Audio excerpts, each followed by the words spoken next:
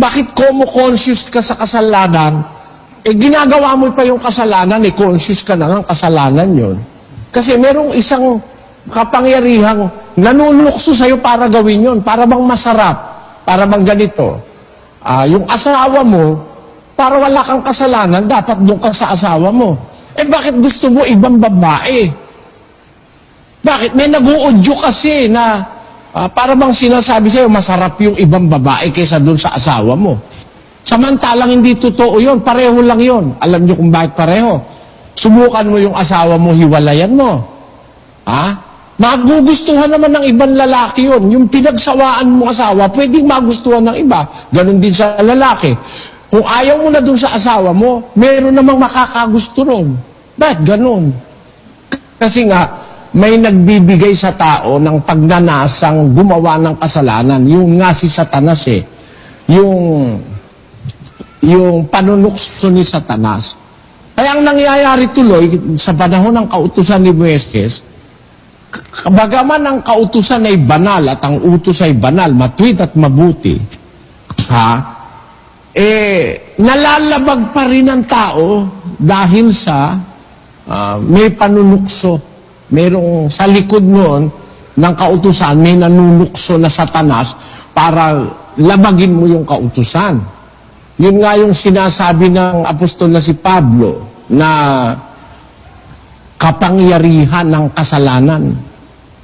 Mayroong kapangyarihan sa likod ng kasalanan.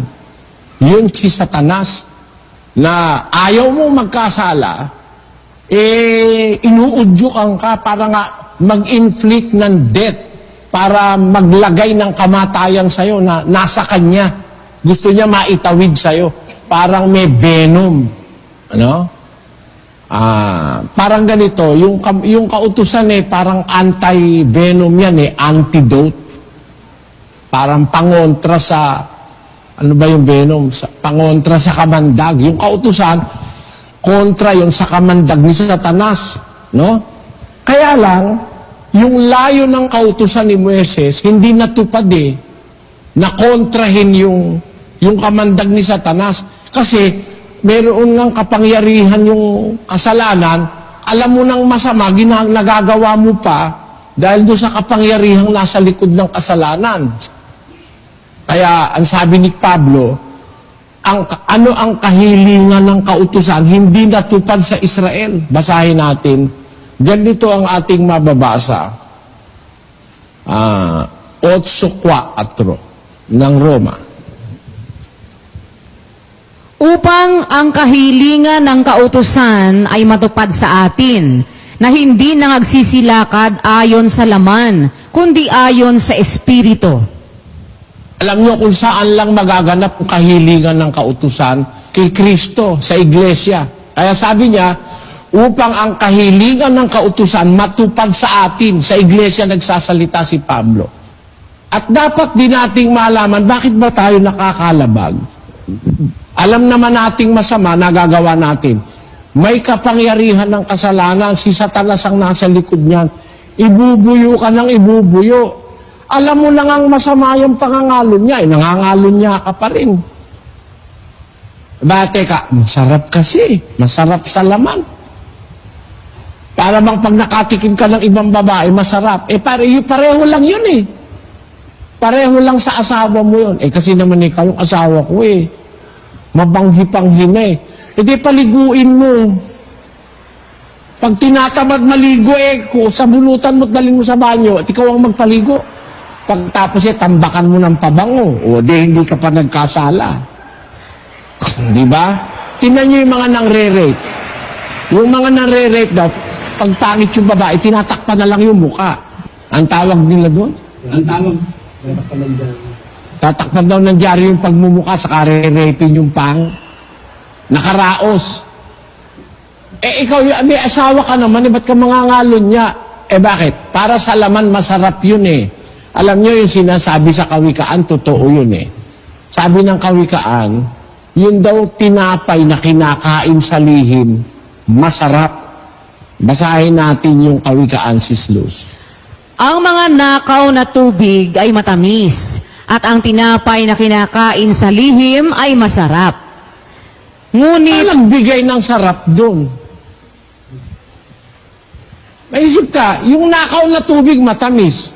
Yung tinapay na kinakain sa lihim, masarap. Ba't naman masarap kinakain mo sa lihim? Bakit? Ang nagpasarap, yung power of sin.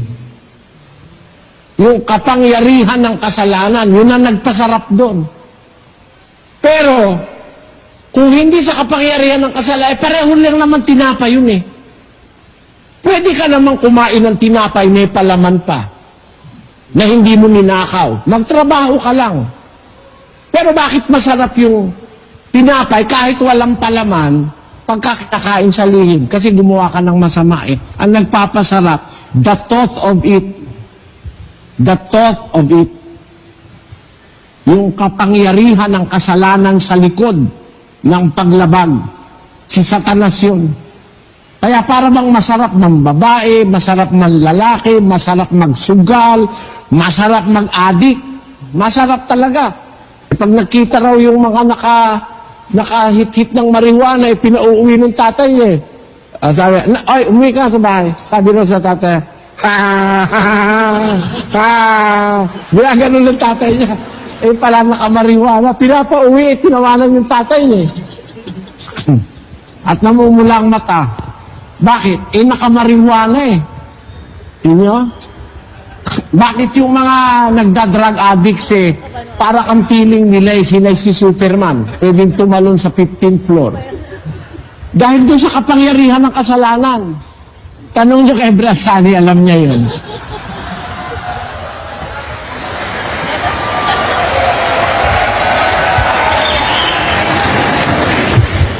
Opo, at alam din po yan ni Brad Roland. Opo. Ganun po talaga pagka marijuana o kaya drugs. Napakalaki po ng nagiging pagbabago sa behavior po ng isang tao. Dahil wala pong ginawa kundi mag-trip lumilipad palagi po ang isip. At nawawala po ang galang sa tao. Kagaya nga po ng binabanggit ni Brad Eli, yung pag-aalang sa magulang, nawawala po yun. Kaya nga po yung iba, pagka wala sa sarili, dahil nga po sabog, sa marijuana o kaya sa gamot, lalo na po ngayon, uso na pong shabu, minsan po, pati bagulang po, sinasaktan, meron pong ganon. Dahil wala na po sa katinuan ng isip. Ganon po ang epekto. Pero ikaw naman, Brad Sunny, nung araw, hindi ka naman nanakit ng magulang o tinatawanan mo lang. Hindi naman po. Kasi nagtatago po ako, hindi po nila alam. Ayun. Salamat sa Diyos at nakarinig siya ng aral. Dati kasi nagmamarihuana yan Parang si kapatid na Joke, si kapatid na, sino pa isa? Si kapatid na Roland, si chairman. Hanggang ngayon yata, may epekto pa yung marihuana.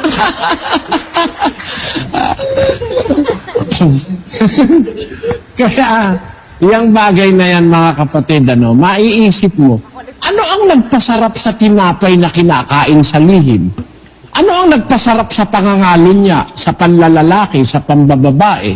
Ano ang nagpasarap sa droga? Ano ang masarap sa alak?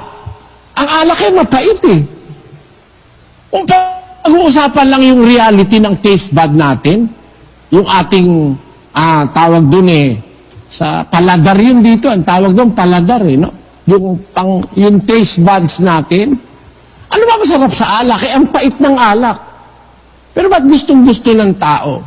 Kasi mayroong kapangyarihan sa likod ng kasalanan.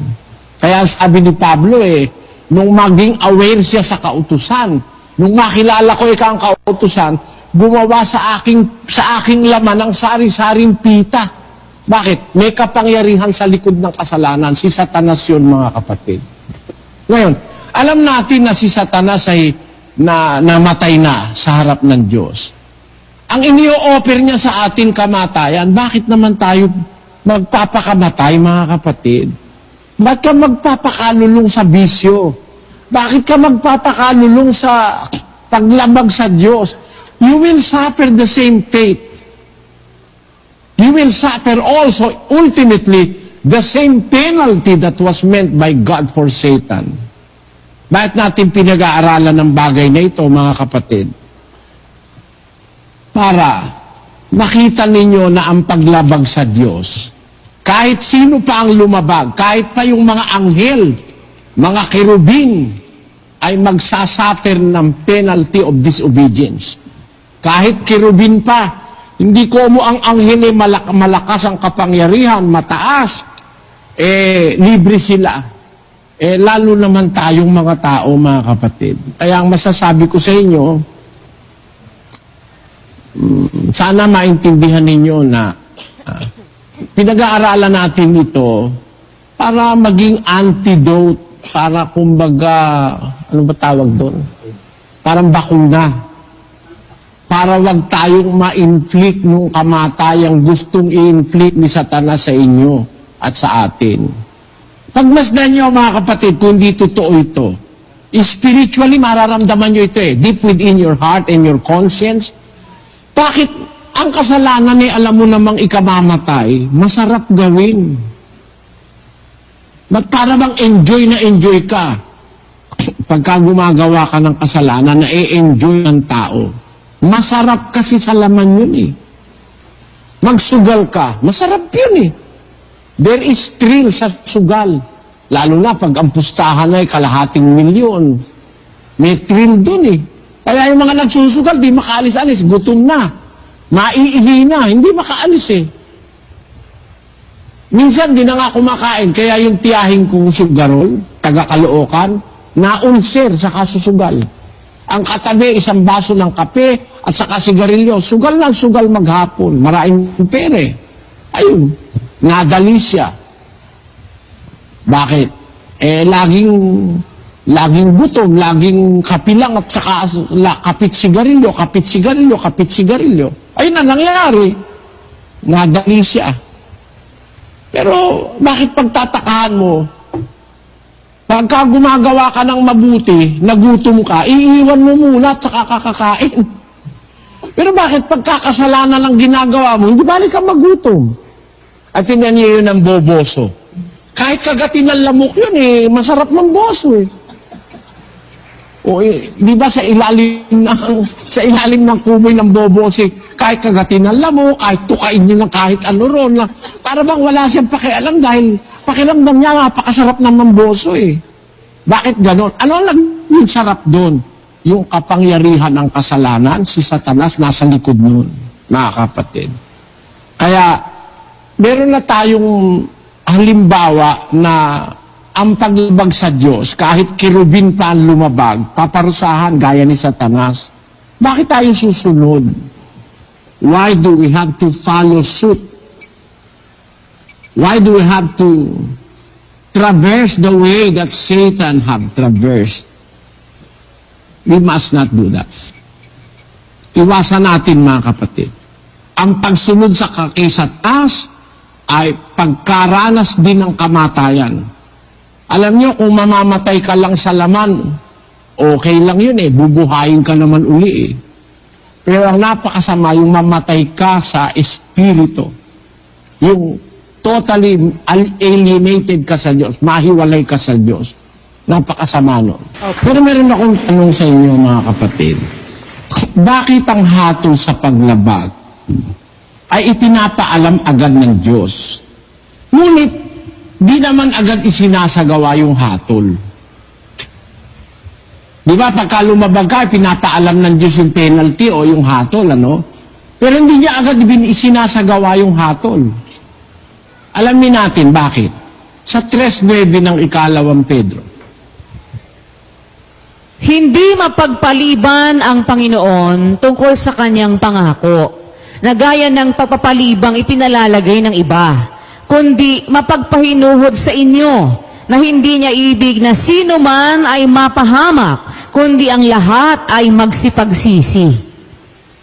Ayon. Diyos hindi mapagpaliban sa pangako, parang yung kagaya nung pinapalagay ng iba. Pero nagpapahinuhod lang siya para wag mapahamak ang tao. Kasi kung pagkakasala mo agad, bigla ka na agad paparusahan, wala nang maliligtas na tao. Di ba ganon, Sis Luz? Totoo po yun, kasi kung paparusahan... Kaya hindi siya agad nagpaparusa para bigyan ka ng pagkakataong magsisi. Ang nangyari naman, hindi naintindihan ng ibang tao, na kaya ka hindi agad pinaparusahan ng Diyos para ka lang magsisi at maging dapat ka't maligtas. Ang ginagawa naman ng tao, kung hindi agad pinaparusahan, sinasamantala naman niyang magpakalulong sa kasalanan. Basahin natin ng Ecclesiastes.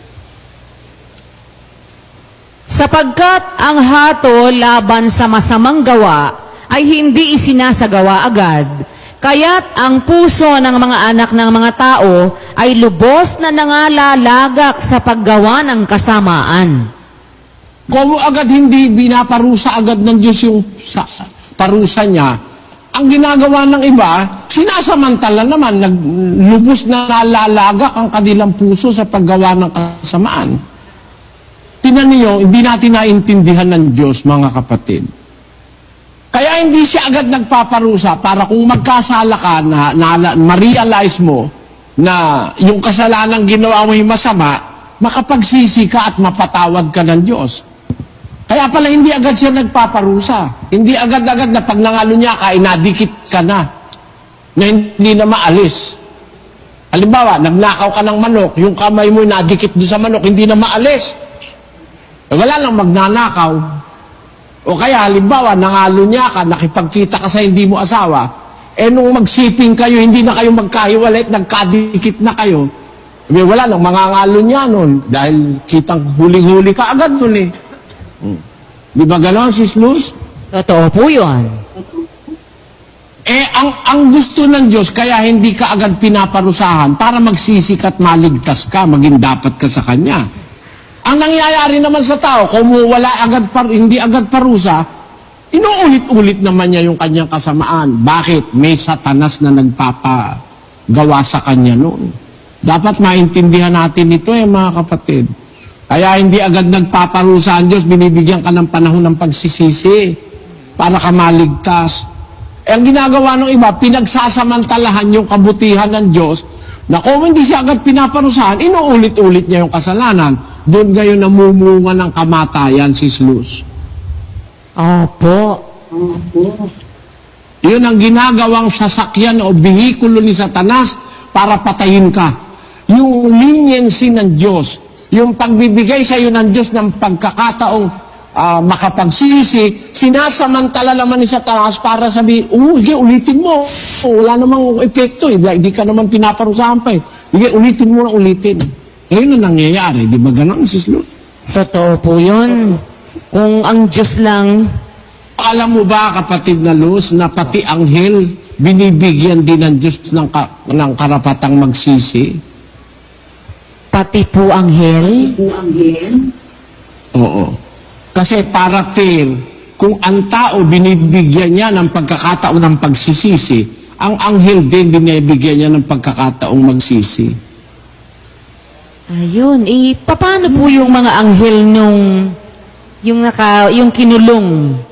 Yung po wala ng chance na magsisi pa sila? Kasi mabigat ang kasalanan nila. Pero kung ang kasalanan ng anghel di naman ganong mabigat, may panahon silang magsisi. Ayun. Kumbaga po sa tao... Basahin mo. Basahin mo yung Apokalipsis 2:1 hanggang 5. Sa anghel ng iglesia sa Efeso ay isulat mo, ang mga bagay na ito ay sinasabi ng may hawak ng 7 bituin sa kanyang kanang kamay, na yaong lumalakad sa gitna ng 7 kandelerong ginto. Nalalaman ko ang iyong mga gawa, at ang iyong pagpapagal at pagtitiis, at hindi mo matiis ang masasamang tao. At sinubok mo ang mga nagpapanggap na apostol, at sila'y hindi gayon, at nasumpungan mo silang pawang bulaan. At may pagtitiis ka, at nagbata ka dahil sa aking pangalan, at hindi ka napagod. Ngunit mayroon akong laban sa iyo, na iyong iniwan ang iyong unang pag-ibig. Kaya't alalahanin mo kung saan ka nahulog, at magsisi ka, at gawin mo ang iyong mga unang gawa. O kung hindi... Kita mo? Sinasabi sa anghel, alalahanin mo kung saan ka nahulog at magsisi ka. O binibigyan din pala ng pagkakataon ng pagsisisi ang mga anghel, Sis Luz. Ang kausap dyan, anghel sa iglesia sa Efeso, di ba? Opo. Eh, hindi naman kasi rebelde ang anghel na yan eh. Nabawasan lang yung una niyang pag-ibig, pero nagpapagal pa rin siya. Sumusunod pa rin siya, kaya lang nabawasan yung una niyang pag-ibig, kaya pinagsisisi ng Diyos. Naintindihan mo yun, Brad Sunny?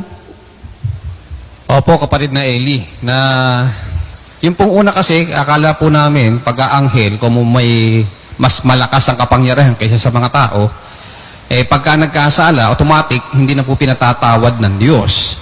Eh hindi po pala ganun. Dahil ang anghel din po pala, kagaya rin po ng tao, may karapatan din po na binigay ang Diyos na magsisi, kagaya nga po ng inyong pinabasa sa Apokalipsis 2:1 hanggang 5, kapatid na Eli. Oo. Alam mo kung bakit gano'n na may pagkakataon din sa pagsisisi yung mga anghel. Kasi hindi naman pare-pareho kasalanang nagagawa nila. Eh, mortal na kasalanan ang ginawa ng Diablo eh. Yung pakikipantay sa Diyos, paghahangad na ang Diyos eh, makuha niya yung kapangyarihan na makapantay siya ng Diyos. Napakabigat na kasalanan nun eh. At saka yung mga ibang anghel na iniwanan yung pamunuan na itinatag ng Diyos para gawin yung sarili nilang gusto, yun mabibigat na kasalanan yun. Eh baka mamaya may anghel na hindi naman ganong mabigat ang kasalanan, kagaya nitong anghel sa Epeso na nakapagpabaya lang sa kanyang pag-ibig. Sabi ng Diyos, balikan mo yung unang mong gawa. Nabawasan ang pagmamalasakit niya eh. Magsisi ka. Kung hindi, papunta ko dyan, aalisin ko yung kandelero sa kanyang kinalalagyan, malibang magsisi ka. Ibig sabihin nun, may pagkakataon din pala sa pagsisisi mga anghel. At kung hindi nga ganun, paano naman natin hahatulan ng mga anghel kung bawat pagkakasala nila wala na silang pagtawad, wala na silang pagsisisi, mahahatulan mo pa ba yung anghel? Hindi na. Di ba ganon? Sis Luz? Yun nga po. Kung lahat sila mapapahamak na, hindi na kailangang hatulan pa sila. Basta lahat sila impyerno na. Ganun po lalabas yun. Hindi nga po Sabi pala... ni Pablo, hahatulan natin ang mga anghel. So, bibigay ng Diyos sa atin ang paghatol sa mga anghel kasi yan ang mga espiritong naglingkod sa kapakanan ng ating kaligtasan. Tayo ang gagawin ng Diyos na judge sa mga anghel. Makikita mo, saan ba ako nagkaroon ng lapses? Sabihin mo dun, sasabihin ng anghel, nung minsan nagpabaya ka, hindi mo ko binantayan eh. Something like that, ano? Na pagbaga, parang may konting bulakbol na nangyari. Di ba gano'n, Sis Luz? Opo, Bradeli. Naisip ko nga po, pagdating ba nung araw na yon, makikilala mo ba kung sino yung nagbantay sa iyo? Ganun po ba? Parang, ikaw ang bantay ko, ikaw ang ganun. Makikilala mo ba siya o ibang anghel ang... Paano po ba yan? Siyempre, makikilala mo yun. Malalaman mo yun. Malalaman mo yun. Hindi ba ang sabi ng Biblia merong mga bagay na hindi nakita ng mata at narinig ng tainga na inihahanda ng Diyos sa mga umiibig sa Kanya? Hindi ba ganon, Sis Luz? Opo, ganon nga po. Yung hindi mo nakita ngayon, makikita mo na yun. Opo, sana nga po. Tingnan araw, makikita mo yun, maintindihan mo yun.